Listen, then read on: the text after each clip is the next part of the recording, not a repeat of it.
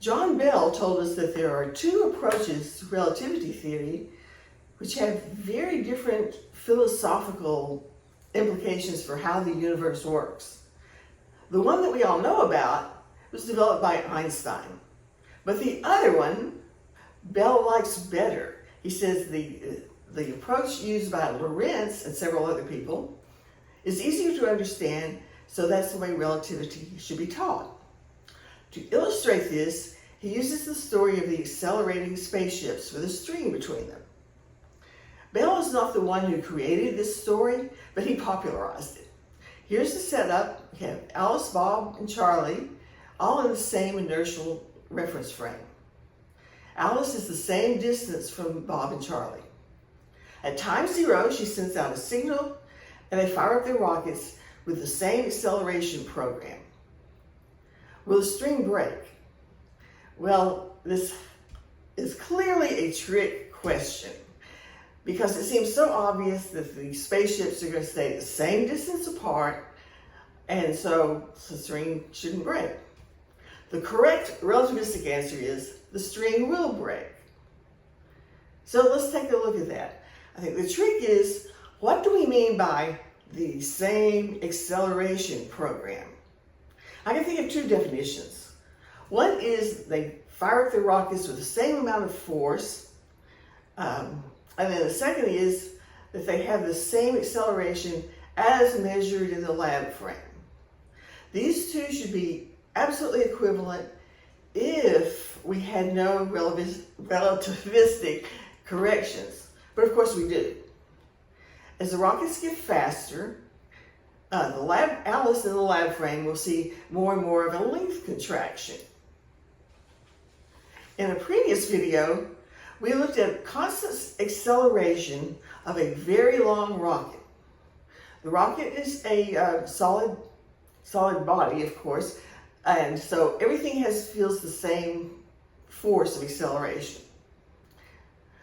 But if we plot the path of the rocket through space-time, as viewed from the lab frame, the tail of the rocket has to accelerate faster than the nose of the rocket. That's how we get the length contraction. So in Bell's story, he just separated the nose of the rocket from the tail of the rocket and said, let's use two little rockets and a long string between them.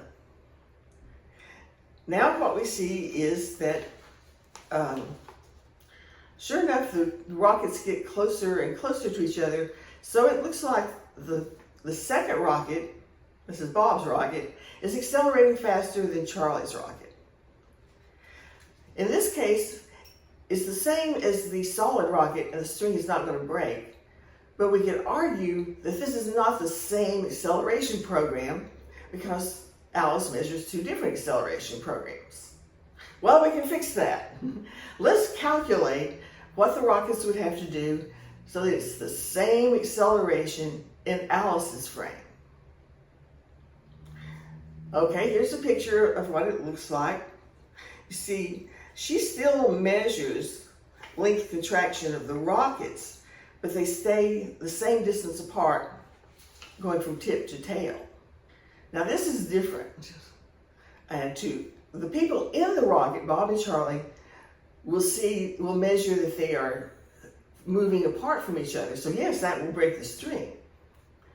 To use a concrete example, let's say by the time they get up to 80% of the speed of light with respect to Alice, they cut the rockets off. So now they're both in a nice inertial reference frame that we know how to handle. If they measure their separation as, say, 2.4 light years, then Alice will measure it as 4 light years. And of course, the string will break in that case. This is the analysis using Einstein's approach. Bell started off his paper by saying that the string really does contract, but it's attached to the rockets that stay the same distance apart, so it has to break. And when I read that, I thought, Bell has totally missed the boat on relativity. He knew his quantum mechanics, but Einstein told us space itself contracts, and whatever's in that space contracts right along with it. Well, I finally read Bell's paper all the way through to the end, and he said, hey, this is saying that the string contracts is the approach used by Lorentz, and it's completely equivalent to Einstein's approach because you always get the same answers. And he thought it was easier to understand. So let's take another look at that. Lorentz came up with his approach to relativity to explain the Michelson-Morley experiment. Now, Michelson and Morley were curious about how fast the Earth actually moves through space. We know that the Earth orbits the sun, and then the sun orbits the galaxy. The galaxy is orbiting the center of mass of the local group of galaxies, and who knows what else. So they just said, let's see how fast we're actually going. They used an interferometer because Maxwell's equations had recently been developed, and they gave the speed of light, so they were looking at the speed of light going different ways, or they're looking at the light being going different ways through the interferometer. Well, they came up with themselves that the velocity of Earth is 0 through the ether. They tried it again 6 months later, and again they found 0. So Lorentz came up with and some others, Fitzgerald and other people, came up with some equations for the length contraction and time dilation. And they said, well, we just can't measure the velocity of anything through the ether because of kind of nature sort of conspires to change our apparatus. He said we have length contraction in the apparatus because we're traveling, well, it's in the direction that we're traveling through the ether. And some other people have written this is an ether wind causing compression on it. I can kind of understand that. If you're driving down the freeway and you stick your hand out the window, you feel the force of the air, and then that could conceivably compress something. I'm not so sure about the time dilation because all clocks have to run slower when they're moving through the ether by the same factor. Different clocks have a lot of different mechanisms, so I'm not so sure I can understand that.